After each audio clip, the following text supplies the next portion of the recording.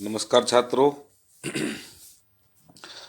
आज का अपना topic BA part second paper first प्रमुख राज्य व्यवस्थाओं में स्विट्जरलैंड की संघीय व्यवस्थापिका या संघीय संसद के बारे में अपन अध्ययन करेंगे।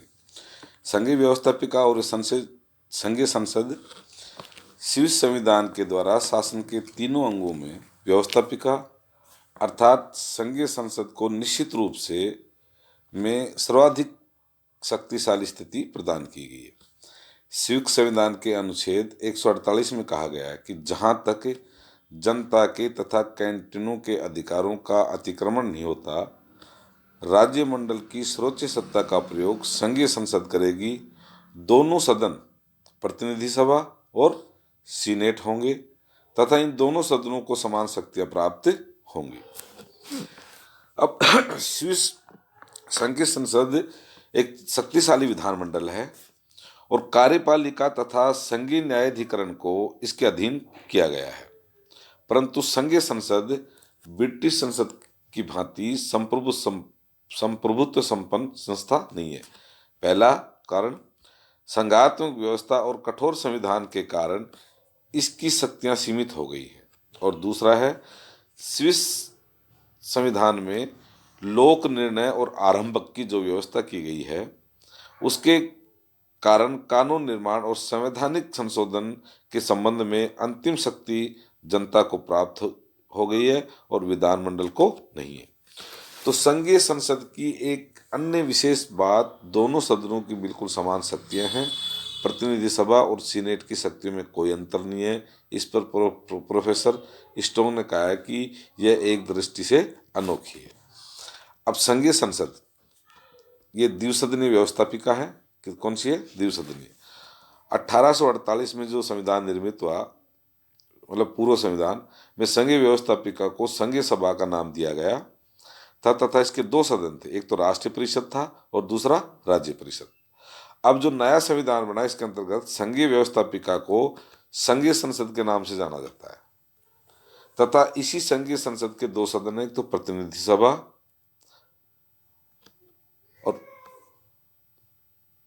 और सीनेट। प्रतिनिधि सभा तथा निम्न सदन है और सीनेट उच्च सदन है। तो अपना प्रतिनिधि सभा के बारे में, इसकी रचना के बारे में अपना अध्ययन करेंगे। संविधान के अनुसार प्रतिनिधि सभा के सदस्यों की संख्या कितनी होती है? 200। प्रत्येक कैंटन एक निर्वाचकीय जिला होगा तथा प्रत्येक कैंटन के द्वारा अपनी जनसंख्या के आधार पर प्रतिनिधि सभा में भेजे जाएंगे। इसके साथ ही प्रत्येक कैंटन का कम से कम एक प्रतिनिधि सभा में अवश्य ही जाएगा। जनसंख्या के आधार पर प्रतिनिधित्व की व्यवस्था होने के कारण बर्न और जूरिच जैसे बड़े कैंटनों के द्वारा प्रतिनिधि सभा में क्रमशः 32 और 31 प्रतिनिधि भेजे जाते हैं, लेकिन उरी जैसे कैंटन का प्रतिनिधि सभा में एक ही प्रतिनिधि है। प्रति 4 वर्ष के पश्चात प्रतिनिधि सभा में नवीन चुनाव होते हैं। अब इसकी चुनाव प्रणाली क्या है? स्विट्जरलैंड में अब तक 18 से अधिक आयु के प्रत्येक स्विस नागरिक को मताधिकार प्राप्त है तथा विशेष बात यह है कि प्रत्येक स्विस नागरिक जिसे मताधिकार प्राप्त है प्रतिनिधि सभा, संघीय सरकार या संघीय सर्वोच्च न्यायालय की सदस्यता प्राप्त कर सकता है। इस संबंध में प्रतिबंध यह है कि वह एक समय पर प्रतिनिधि सभा, सीनेट, संघीय सरकार या संघीय सर्वोच्च न्यायालय इनमें से किसी एक संस्था की सदस्यता ही प्राप्त कर सकता है। इसके साथ ही पादरी और संघीय सरकार के कर्मचारी प्रतिनिधि सभा का चुनाव नहीं लड़ सकते हैं। प्रतिनिधि सभा के चुनाव प्रत्यक्ष रूप से वयस्क मताधिकार, गुप्त मतदान तथा आनुपातिक प्रतिनिधित्व की प्रणाली के आधार पर होते हैं। सीनेट की रचना क्या है और इसके चुनाव कैसे होते हैं? सीनेट की सदस्य संख्या कितनी है? होगी 46। स्विस परिसंघ में अर्ध कैंटनों ओवाल्ड, निटवाल्ड, वसेल सिटी, वसेललैंड, एपेंजेल आउटर रोड्स और एपेंजेल इनर रोड्स में से प्रत्येक सीनेट के लिए अपना एक प्रतिनिधि भेजा जाएगा तथा शेष 20 पूर्व कैंटनों में से प्रत्येक के द्वारा अपने 2 प्रतिनिधि सीनेट के लिए भेजे जाएंगे। सीनेट सदस्यों का चुनाव का समस्त नियमन कैंटनों द्वारा किया जाएगा। 1848 का संविधान, जो कब लागू हुआ था, 1948 तक लागू था, में इस बात का प्रावधान था कि राज्य परिषद मतलब संघीय व्यवस्थापिका का द्वितीय सदन के सदस्यों का चुनाव समस्त नियमन कैंटनों द्वारा किया जाएगा। परिणामतः व्यवहार में ये व्यवस्था ये थी कि अधिकांश कैंटनों में राज्य परिषद के सदस्य प्रत्यक्ष रूप से, लेकिन 4 कैंटनों में अप्रत्यक्ष रूप से निर्वाचित होते थे। इसी प्रकार विभिन्न कैंटनों द्वारा राज्य परिषद के लिए निर्वाचित सदस्यों का कार्यकाल 1 वर्ष से लेकर के 4 वर्ष तक था। वर्तमान संविधान के अंतर्गत भी व्यवहार में स्थिति यही है। इस व्यवस्था के पीछे ये मान्यता है कि द्वितीय सदन के सदस्य संघीय व्यवस्थापिका में स्विस जनता का नहीं बल्कि कैंटनों का प्रतिनिधित्व करते हैं। अतः अपने प्रतिनिधियों के चुनाव के संबंध में समझ शक्ति कैंटनों को ही प्राप्त होती है। अब प्रतिनिधि सभा और सीनेट मतलब संघीय संसद के दोनों सदनों से संबंधित कुछ अन्य बातें हैं। अध्यक्ष और उपाध्यक्ष का पद। प्रत्येक सदन अपने सदस्यों में से 1 वर्ष की अवधि के लिए अध्यक्ष, प्रथम उपाध्यक्ष और द्वितीय उपाध्यक्ष का चुनाव करता है। उपाध्यक्ष यहाँ 2 होते हैं, एक तो फर्स्ट और एक सेकंड, तथा 1 वर्ष की अवधि के उपरांत उन्हें तत्काल ही दूसरे वर्ष के लिए नहीं चुना जा सकता। इस संबंध में स्विट्जरलैंड में ये परंपरा चली आ रही है कि 1 वर्ष जिस कैंटन का सदस्य अध्यक्ष रह चुका, दूसरे वर्ष उसी कैंटन का सदस्य अध्यक्ष नहीं चुना जा सकता। अर्थात प्रत्येक वर्ष अध्यक्ष भिन्न भिन्न कैंटनों से चुने जाएंगे और एक ही कैंटन के सदस्य अध्यक्ष तथा उपाध्यक्ष नहीं चुने जा सकते।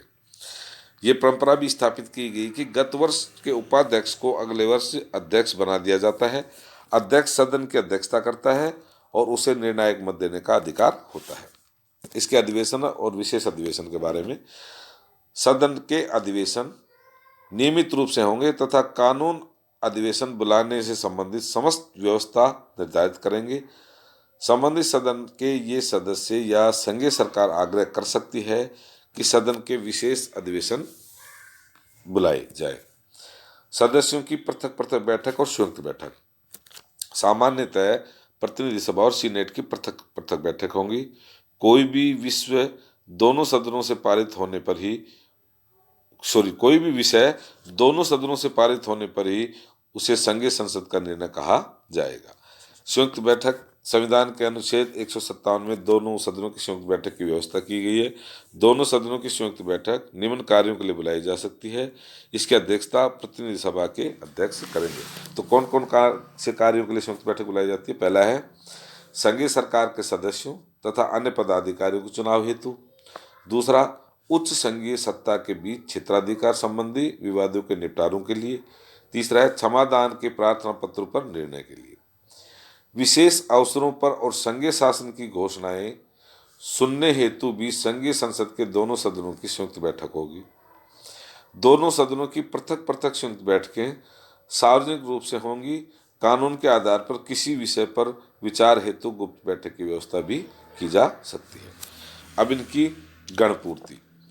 गणपूर्ति के लिए सदन के बहुमत सदस्यों की उपस्थिति आवश्यक होगी। दोनों सदनों की पृथक पृथक बैठकों में और दोनों सदनों की संयुक्त बैठक में भी निर्णय मतदान में भाग लेने वाले सदस्यों के बहुमत से होंगे। लेकिन संयुक्त बैठक में निम्न विषयों पर निर्णय के लिए दोनों सदनों के अलग अलग बहुमत की आवश्यकता होगी। कौन से हैं? किसी संघीय कानून को अत्यावश्यक मतलब अर्जेंट घोषित करने हेतु। दूसरा, एक मुश्त 20 मिलियन फ्रैंक के खर्च की स्वीकृति देने हेतु या 2 मिलियन स्विस फ्रैंक से अधिक आवर्तक व्यय की स्वीकृति है। और तीसरा है अनुच्छेद 126(3) के अधीन विशेष भुगतान आवश्यकता की दृष्टि में रखते हुए समस्त व्यय के वृद्धि हेतु। अब इसमें संसदीय आयोग और संसदीय वर्ग और संसदीय सेवाओं की व्यवस्था की गई है। संसद द्वारा अपना कार्य सुचारू रूप से कर सके, इसके लिए अनुच्छेद 153 में संसदीय आयोग, अनुच्छेद 154 में संसदीय वर्ग और अनुच्छेद 155 में संसदीय सेवाओं की व्यवस्था की गई। 153 के अनुसार प्रत्येक सदन अपने सदस्यों में से एक संसदीय आयोग नियुक्त कर सकेगा तथा उसे विधायी प्रवृत्ति के कार्यों के अतिरिक्त अन्य कार्य सौंपे जा सकेंगे।